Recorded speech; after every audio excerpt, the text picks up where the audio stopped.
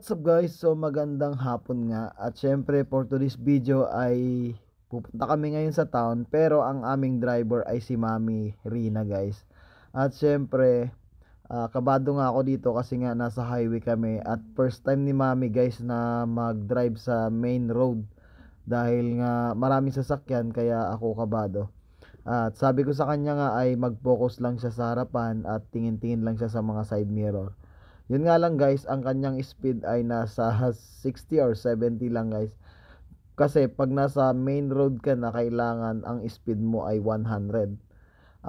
Hindi dapat tataas or hindi rin masyadong mabagal para hindi ka businahan ng mga kasunod mo na sasakyan. At syempre may mga pulis din na dumadaan dito pag natsambahan mo guys. Kaya yun yung pinagkakabahan ko.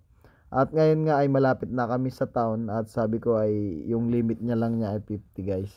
At yun nga ay success naman na drive niya mula sa bahay hanggang dito sa town guys. So masaya naman ako kasi natuto na siya na mag-drive. Actually marunong naman siya mag-drive kasi nagda-drive naman siya sa aming community mula bahay hanggang sa school kasi naghahatid siya ng mga bata. Siya rin yung nagsusundo kaya marunong naman siya mag-drive. Dito lang sa main road hindi pa siya gaano kabisado. Saan? Sige ba? Diyan sa may ano? Oo, dyan ka mamaya mag-signal. Malapit ka na.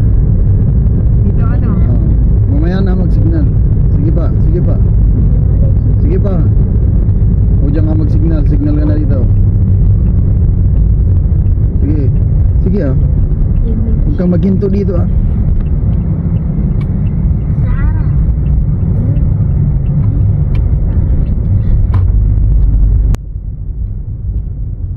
Tapos pag ganito.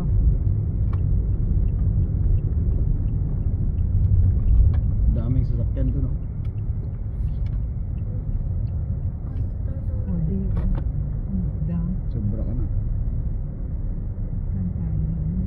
Diyan? Ha? Sige pa, doon sa harap.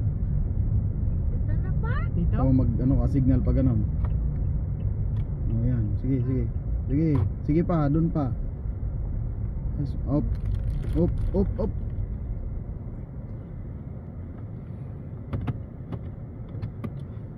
O ayan. Kabado ako. Ako yung kinabahan guys. Ang takbo niya doon sa highway 68. Ayan.